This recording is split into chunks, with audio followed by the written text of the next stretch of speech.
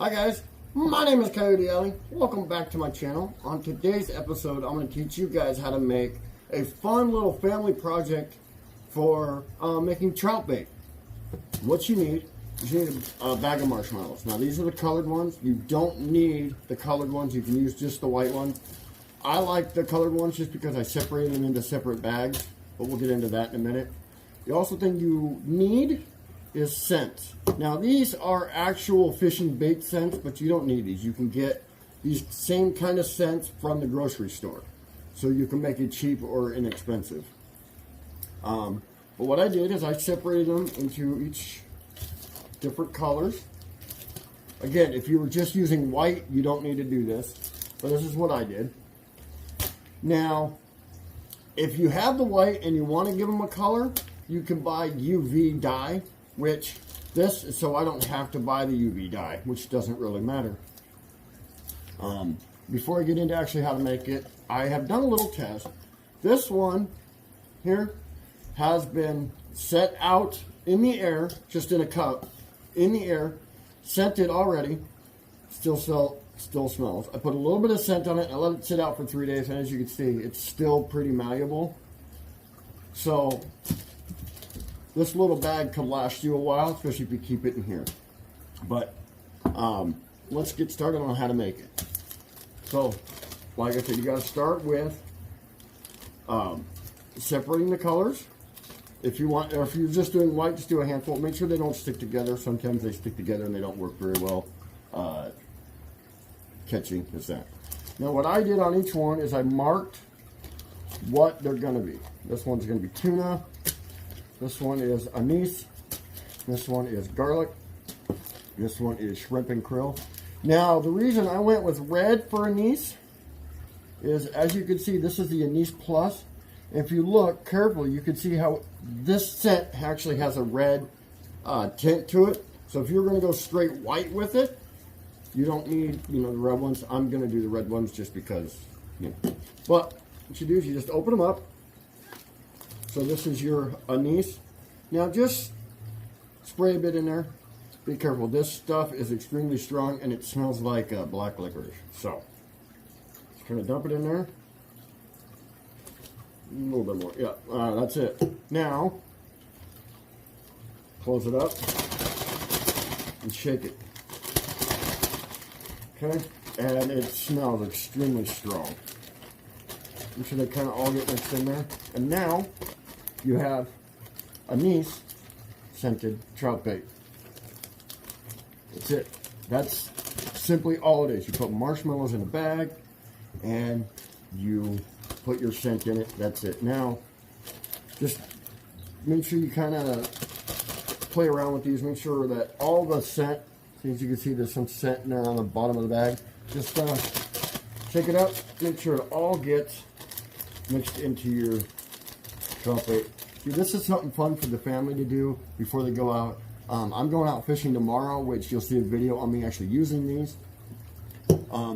And hopefully they work. So let's go with the next one, which is shrimp and krill. Ooh, that is horrible smelling. I don't know why they like this one, but same thing.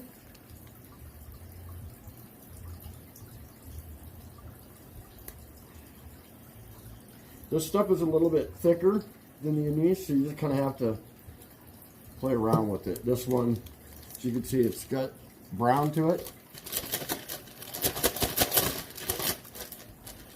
So basically, you just want to mix this one up so they all kind of get coated.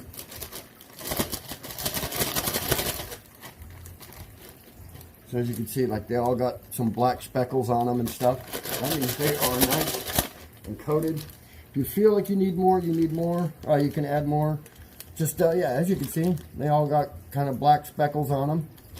That's how I know that each one of them feels scented. So what I do is then I'll then pull all the air out. It helps keep the bait fresher longer. So I'm going to go use these tomorrow. And now, garlic. The reason I chose the green for garlic is because I have found that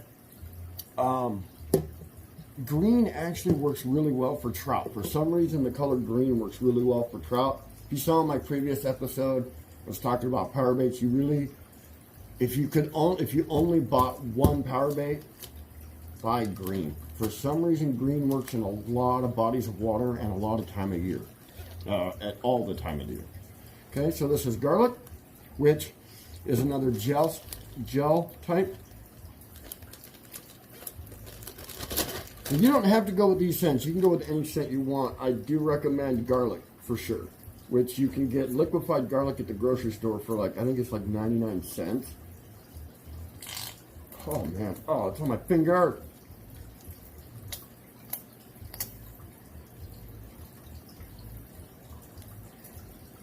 You don't need very much as you're mixing it up. Oh, that's on my finger.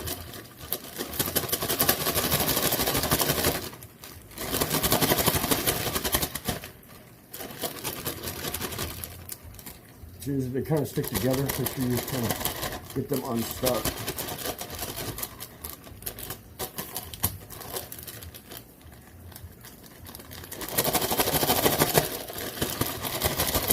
And there we go. There's my garlic. And if you notice, just carefully, you can see kind of the brown spots on this one. This stuff is extremely powerful. You don't want to use too much. Again, let the air out.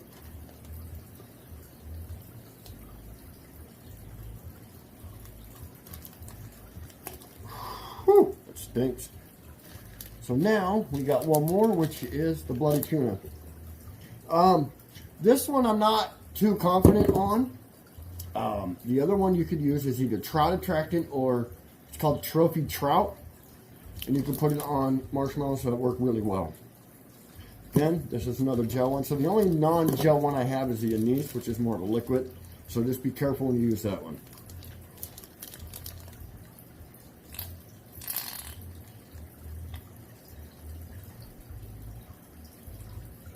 It's probably more than enough.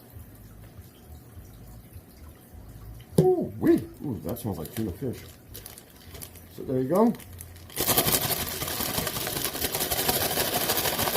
Make sure they all get coated. So if you have to shake it around for 5 or 6 minutes, do that.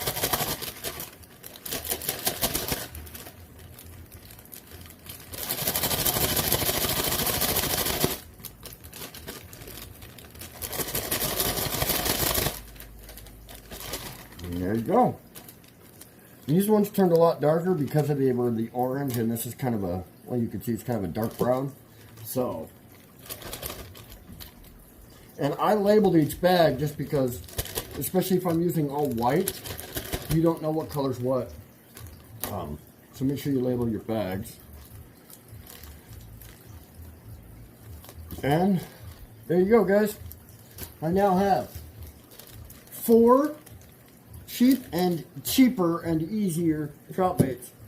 And I mean, I've barely used any of these, so I could go through this entire thing using these and probably have enough to make another 4 bags. I mean, there is a lot in here.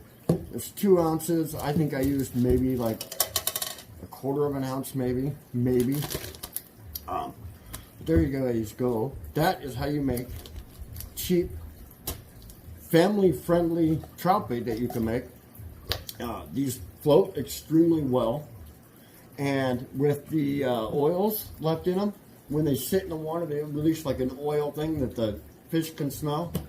And anyway, I'm going to take these out fishing, and I'll show you guys a video on how well these work. But if you liked it, don't forget to tickle that like button, fist that subscribe button, and get a comment to go with my Instagram at Coyote Alley Entertainment. And I'll see you in the next video. Peace.